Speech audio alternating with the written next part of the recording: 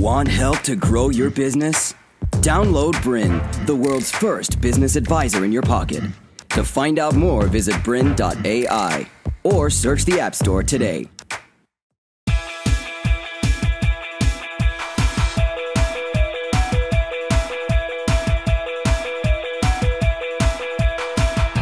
Hello everyone, and welcome to this episode of Grow Your Business.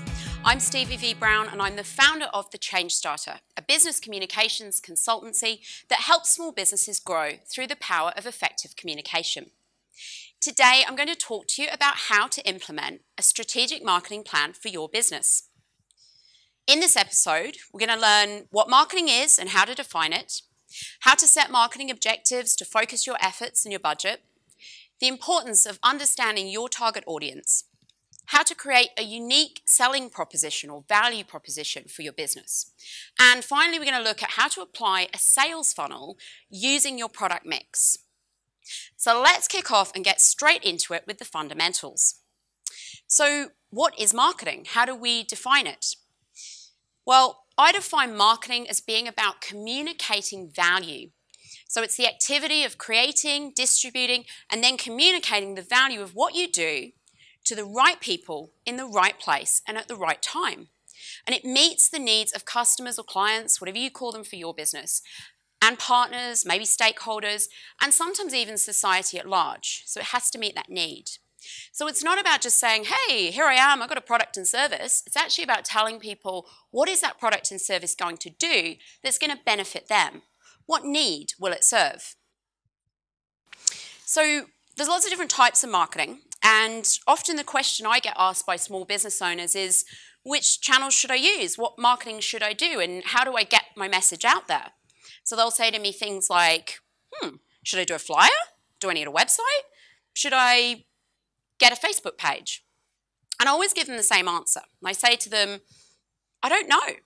And the reason I say that is because we've got some questions that we need to answer before we know what the actual marketing plan is going to be. So what's the right channel and what's the right message? These are really important questions, but they actually come at the end of a bit more strategic process that I'm going to take you through today. And the first thing that brings that all together is a really good understanding of your target audience. That's really the very first question you have to ask. And if you learn nothing else from today, then remember that the audience is the thing that you want to look into the most, and that's the most important thing for you. And when it comes together, then you'll know the right time to put your message out there as well.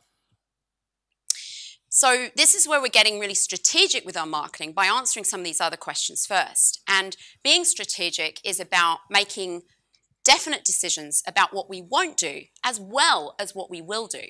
So some of the businesses that are more successful have already made these hard calls. They've decided who are the people we're going to work with, who are the people we're actually definitely not going to work with, what are the activities we will do, and what are the activities that we'll steer away from because they're not right for us.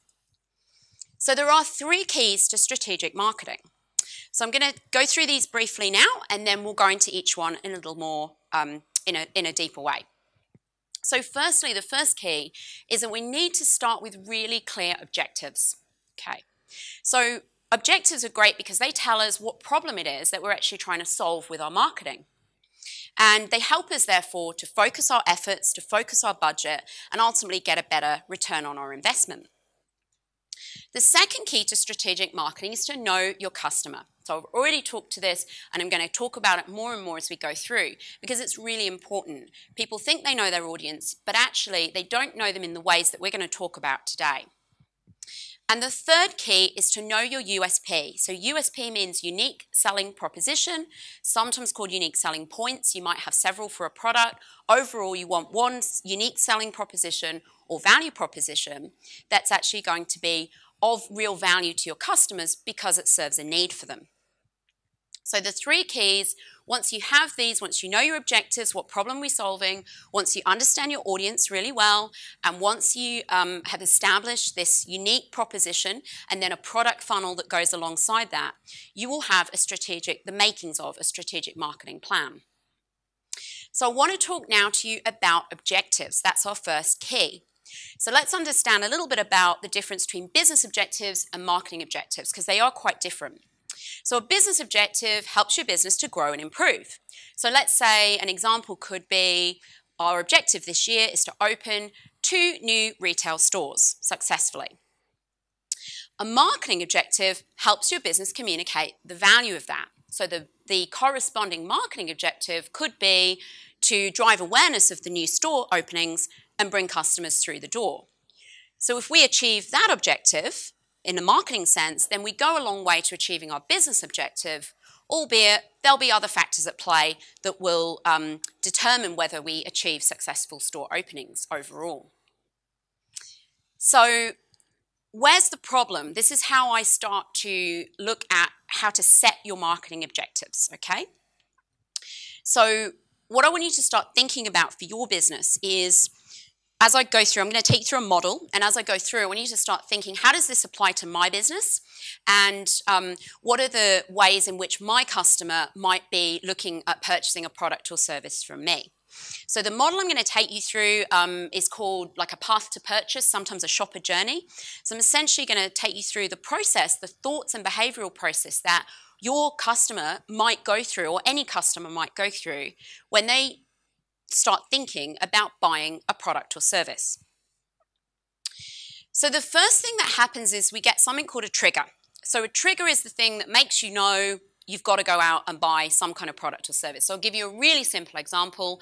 You're in the kitchen in the morning, you're making your cup of tea, and you look in the box and what's happened, there's only 1 tea bag left. So that's your trigger to know that you've got to go and buy some more tea bags, right? You're going to put them on your list, you're going to go out and get them next time you're at the store.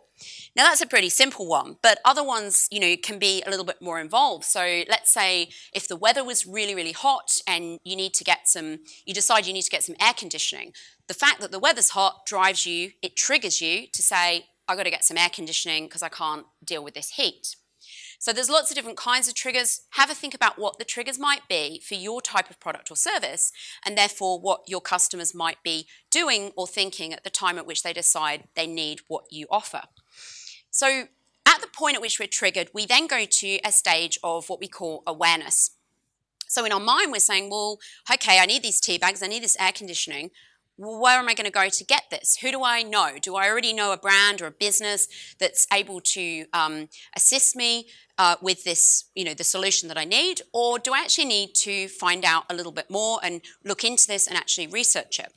So once we become aware of products or services, then we make a decision about whether we're going to engage. Now, sometimes this stage is called consideration. So you're considering the products or services that are in your set, your consideration set, and you're deciding if you're going to go ahead with them. So something happens between awareness and engagement, and it's called research, right? So we go out and we research. Now, obviously, in the world today, generally that means we get onto the internet and we do a Google search and we find out what products and services are available that are going to meet the need that we have. And then we might decide, okay, we'll narrow it down to a few, and from that we're going to go through and engage with those few and find out a little bit more, get a little bit more involved with those businesses. So for your business, think about, firstly, do people know who you are and where you are? Can they find you? Are they aware of you? Would they find you when they researched you? So if they Googled you, can they find you? And then engagement, how are they actually engaging with you? So what is it that you're offering them that enables them to engage and therefore to take the relationship with them to the next stage? So after people engage, then we hope that they're going to convert or purchase your product or service.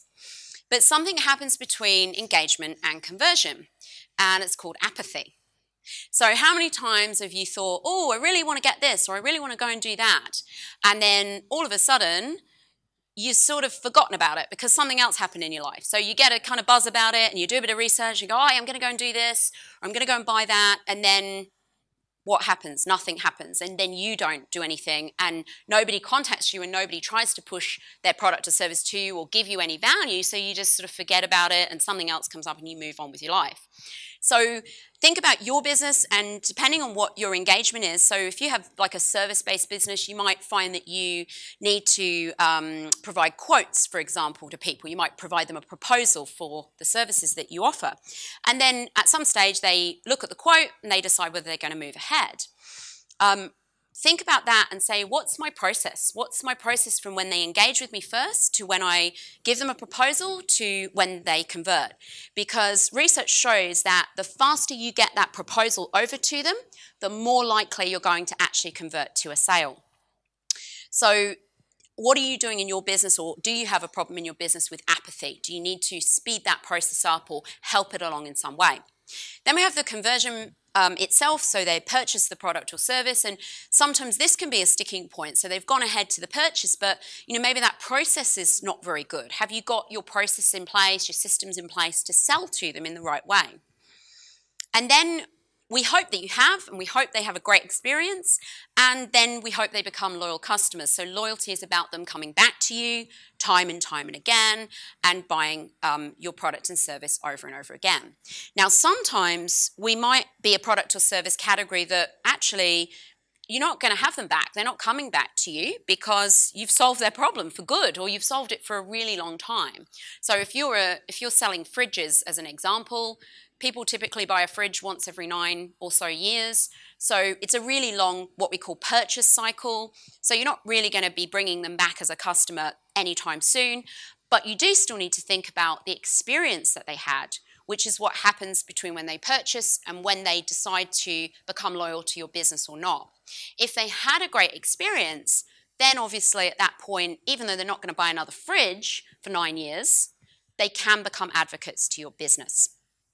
So have a think about the experience you are offering your customers. Have a think about what happens after they've purchased from you once and how you're going to bring them back. And then have a think about how you turn them into advocates. So these might be all things you need to build into your marketing plan. But for now, what we're doing is we're saying to ourselves, what's the problem in the business? Where along this path to purchase do people get stuck? Where are we losing them, or where are we not getting them in the first place? So hopefully this gives you a really different way of looking at how to build your objectives. And what it's also doing is it's starting to put you in the mindset of the customer.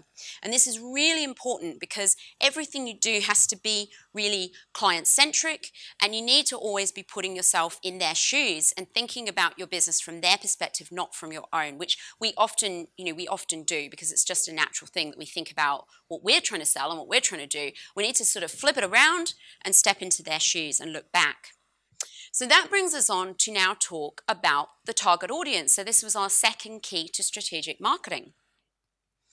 So we want to develop a really deep understanding of our target audience. Now, this is, again, sometimes where it can be really difficult for small business owners, and I say to them, well, who's your target? Who's your audience that you're going after?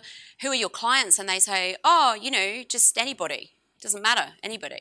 To continue enjoying this presentation, download BRiN, the world's first business advisor in your pocket. To find out more, visit BRiN.ai or search the App Store today.